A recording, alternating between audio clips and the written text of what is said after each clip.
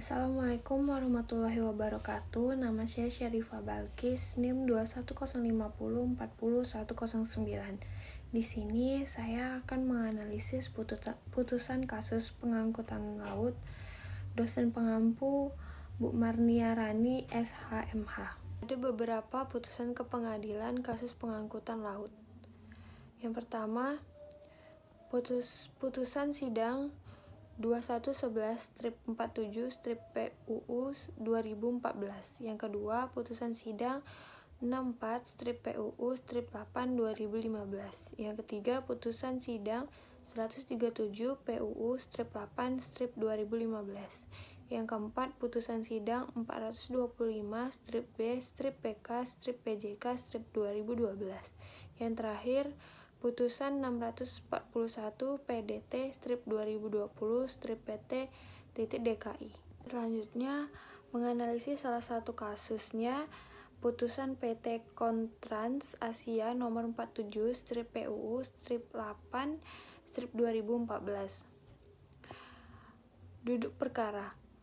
Penimbangan bahwa pemohonan mengajukan permohonan dengan surat permohonan bertanggal 15 April 2014 yang diterima di Kepaniteraan Mahkamah Konstitusi, selanjutnya disebut Kepaniteraan Mahkamah, pada tanggal 15 April 2014 berdasarkan akte penerimaan bekas permohonan nomor 113-PAN-MK-2014 dan dicatat dalam buku registrasi perkara konstitusi dengan nomor 47-PUU-8-2014 pada tanggal 28 April 2014 yang telah diperbaiki dengan permohonan bertanggal 23 Juli 2014 dan diterima di Kepaniteraan Mahkamah pada tanggal 24 Juli 2014 yang menguraikan hal-hal sebagai berikut.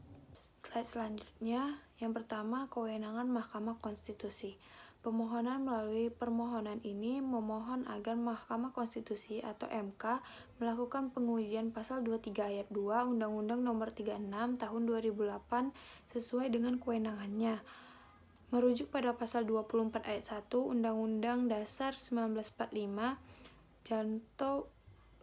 Janko pasal 10 ayat 1 huruf A Undang-Undang Nomor 24 Tahun 2003 tentang Mahkamah Konstitusi sebagaimana diubah dengan Undang-Undang Nomor 8 Tahun 2011 tentang Mahkamah Konstitusi, selanjutnya disebut Undang-Undang MK. Salah satu kewenangan MK adalah melakukan pengujian undang-undang terhadap Undang-Undang Dasar 1945. Selanjutnya, yang pertama, pasal 24C ayat 1 perubahan ketika Undang-Undang Dasar 1945 menyatakan Mahkamah Konstitusi berwenang mengadili pada tingkat pertama dan terakhir yang putusannya bersifat final untuk menguji undang-undang terhadap Undang-Undang Dasar, memutus sengketa kewenangan lembaga negara yang kewenangannya diberi oleh Undang-Undang Dasar, memutus pembubaran partai politik, dan memutuskan perselisihan tentang hasil pemilihan umum.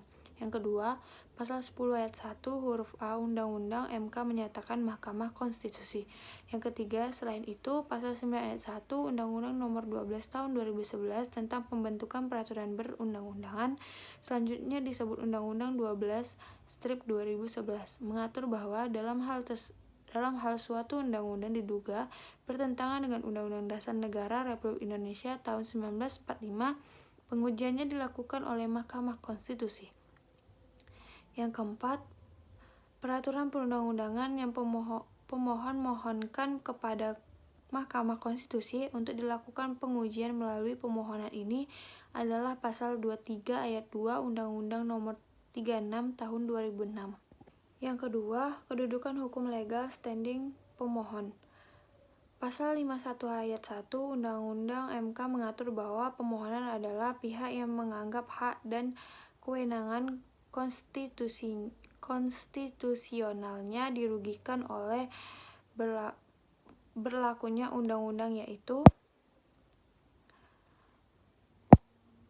A. Perorangan warga negara Indonesia, B. Kesatuan masyarakat hukum adat sepanjang masih hidup sesuai dengan perkembangan masyarakat dan prinsip negara kesatuan Republik Indonesia yang diatur dalam undang-undang, C. Badan hukum publik atau privat. D. Lembaga negara.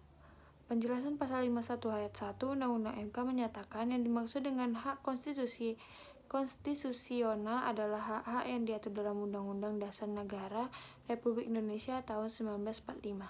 Selanjutnya, berdasarkan ketentuan pasal 51 ayat 1 Undang-Undang MK terdapat 2 syarat yang harus dipenuhi oleh pemohon hak uji materi, yaitu yang pertama, pemohonan harus termasuk dalam subjek hukum sebagaimana diuraikan dalam pasal 51 ayat 1 huruf A sampai dengan huruf D Undang-Undang Mahkamah Konstitusi, dan yang kedua, hak atau kewenangan konstitusional pemohonan dirugikan oleh berlakunya suatu perundang-undangan, bahwa merujuk pada beberapa putusan MKRI lainnya, putusan nomor 006/PUU/3/2015 tanggal 31 Mei 2005 dan putusan nomor 2/PUU/5/2007 tanggal 20 September 2007. Maka RI berpendirian bahwa kerugian hak kewenangan konstitusional sebagai dimaksud pasal 51 ayat 1 Undang-Undang MK harus memenuhi 5 syarat. Selanjutnya, dasar hukum pengangkutan laut. Dasar hukum penyelenggaraan pengangkutan laut di Indonesia pada dasarnya bersumber dari KUHD sebagai sumber utamanya, terutama ketentuan-ketentuan yang mengatur tentang penyelenggaraan pengangkutan melalui laut maupun menggunakan kapal-kapal laut, di samping peraturan pelaksanaan pengangkutan laut lain serta ketentuan mengenai perkaitan secara umum yang diatur dalam KUH Perdata. Ketentuan yang mengatur penyelenggaraan pengangkutan laut maupun penggunaan kapal laut di dalam KUHD meliputi yang pertama, buku 2 KUHD Tinta 5 mengenai penyediaan dan penggunaan kapal yang diatur melalui pasal 435 sampai dengan pasal 436 KUHD. Yang kedua, buku 2 KUHD Titel 5 Strip A mengenai pengangkutan barang yang diatur melalui pasal 466 sampai dengan pasal 520 KUHD. Yang terakhir, buku 2 KUHD Titel 5 Strip B mengenai pengangkutan orang yang diatur melalui pasal 523 sampai 533 KUHD. Sekian presentasi dari saya. Mohon maaf jika dalam saya menyampaikan materi banyak kekurangan, mohon dimaafkan. Wabillahi taufiq wal hidayah. Wassalamualaikum warahmatullahi wabarakatuh.